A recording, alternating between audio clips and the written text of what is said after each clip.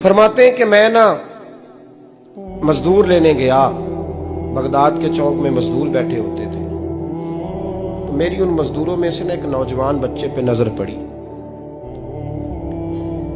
बड़ा कमजोर सा वजूद था, लेकिन चेहरे पर इबादत का निशान था। माथा बताता था कि नमाज का बड़ा ख्याल रखता है। मैं उसके करीब गया। चेहरे भी बड़ा कुछ बताते हैं ना, चेहरों में भी बड़ी रानाई होती है। फरमाते हैं मैं करीब गया, मैंने उसको कहा बेटे मजदूरी करोगे? तो कहने लगा मजदूरों में बैठा हूं तो हुजूर मजदूरी के लिए ही तो बैठा हूं। तो मैंने कहा कि चलो फिर। कहने लगा नहीं मेरी कुछ शर्तें। मैंने कहा बताओ। कहने लगा पहली शर्त यह है कि लोग 4 दिनार दिहाड़ी लेते हैं, मैं 3 दिनार लूंगा। मैंने कहा यार भाई तो बड़ी बेहतरीन है, बाकी भी इस तरह की रख ले। उसने कहा हुजूर दूसरी शर्त यह है कि मैं आपकी मुकम्मल बात मानूंगा, लेकिन जब अजान हो जाएगी फिर आपकी नहीं सुनूंगा। तीसरी बात उसने ये की कि हुजूर मैं आपके घर में काम करूंगा पर आपके किसी सवाल का जवाब नहीं दूंगा। कहते मैंने कहा यार तू बड़ा अजीब है, शर्तें तो मालिकों की होती हैं। कहने लगा जी बहरहाल मैं शर्तें लगा के जाता हूँ। फरमाते मैं उसे घर ले आया। काम मैंने उसको बताया तो जो काम मजदूर सारे दिन में करता है ना, उसने 2 घंटे में ही कर दिया। हमारे मजदूर सिगरेट पीने में भी तो आधा घंटा लगाते हैं, वो चाय पीने जाएं तो पौना घंटा। वहां उनको भी तो दयानतदारी करनी चाहिए कि नहीं करनी चाहिए? मुआहदा किया है ना जी, तो पूरा उतरना चाहिए ना। कहते 2 घंटे में। अब काम जब बंदा शुरू कराता है तो काम और निकल आता है। कहते काम मैंने उसको और बता दिया, वो करने लगा। उसने मिट्टी निकाल के रखी थी बाहर रास्ते में, तो अजान हो गई जोर की। उसने वहीं कुदाल छोड़ी कही और चलने लगा। तो मेरा बेटा कहने लगा इसको जरा बराबर कर दो। कहने लगा चुप कर जा, तेरे बाप से बात हुई थी, जब अजान होती है तो मैं किसी और की नहीं सुनता, सिर्फ अल्लाह रसूल की सुनता हूँ। कहते मस्जिद चला गया, नमाज पढ़ के आया तो दोपहर का वक्त था। मेरी बीबी कहने लगी इसको को खाना खा ले। कहते हमने कहा खाना खा लो। तो कहने लगा मैंने रोजा रखा हुआ, रमजान भी नहीं था, नफली रोजा रखा हुआ। फरमाते हैं शाम हुई, मैंने 3 दिनार दिए। तो मैंने कहा तेरा नाम क्या है? कहने लगा मैंने आपसे कहा था मैं किसी सवाल का जवाब नहीं दूंगा। वो चला गया। अगले दिन मैं फिर लेने गया उसे, काम कुछ और निकल आए। तो लोगों ने बताया वो सिर्फ हफ्ते वाले दिन आता है। मैंने कहा क्यों? कहने लगे जी वो कहता है मेरा हफ्ते का खर्चा 3 दिनार है, जब 3 दिनार कमा लेता हूं तो बाकी सारा टाइम अल्लाह रसूल की जिक्र में गुजार दिया करता हूं। फरमाते हैं जी अगले हफ्ते मैं फिर लेने गया। मैंने पूरा हफ्ता इंतजार किया कि काम उसी से कराना है। मैं जब गया तो मैंने कहा चलो। कहने लगा मेरी शर्तें याद है ना? और मैंने कहा याद है भाई साथ चल। फरमाते हैं काम कराया। 2-3 हफ्ते वो आता रहा। 1 हफ्ते में गया तो लोगों ने कहा हुजूर आज नहीं आया। क्यों? कहने लगे बीमार हो गए। कहाँ घर है? कहने लगे बगदाद के कब्रिस्तान के पीछे जो कच्ची आबादी है उसमें रहता है।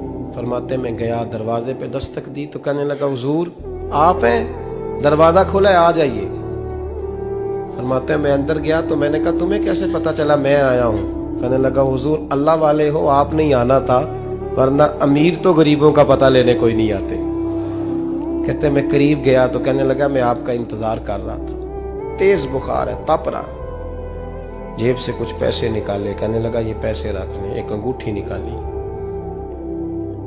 कहने लगा हुजूर आज रात को मेरा इंतकाल हो जाएगा, इन पैसों का कफन खरीद के सुबह जनाजा पढ़ के मुझे दफन कर देना, और जब दफन करो तो ये अंगूठी लेके असर के बाद हारून रशीद के पास जाना। आप उसे कहना मैंने मिलना है पर वो आपको टाइम नहीं देगा।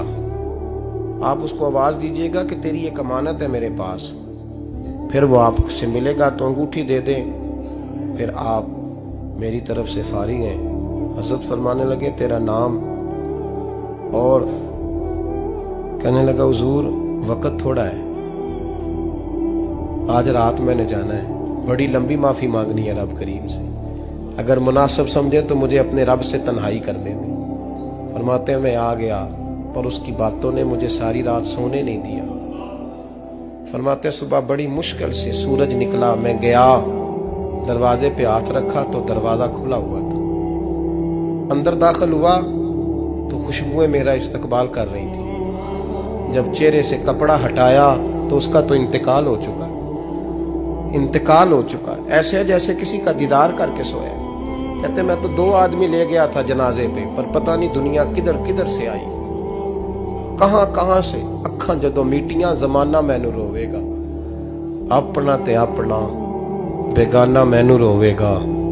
फरमाते हैं मैं तो 2 बंदे ले गया था, पर पता नहीं मखलूक कहां कहां से आई। जनाजा पड़ा, दफन किया। हारून रशीद के पास में असर के बाद गया। मैंने बुलाना चाहा पर बादशाह था, मेरी तरफ देखा ही नहीं। मैंने उसको कहा तेरी एक अमानत मेरे पास है। फरमाते हैं वो मुझे कोने पे ले गया। क्या बात है? कमरे में बुलाया, मैंने अंगूठी दी। हारून रशीद तो चीखे मारने लगा, कहने लगा अंगूठी वाला कहाँ है? मैंने कहा वो तो इंतकाल कर गया। कहने लगा मुझे कब्र पे ले चल।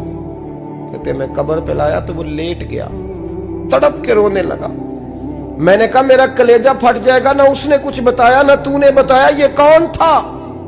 तो हारून रशीद कहने लगा ये मेरा बेटा था। मैंने कहा तेरा बेटा और मजदूर? कहने लगा हुजूर ये हजरत दाऊद ताई के पास बैठा करता था, उनका मुरीद था।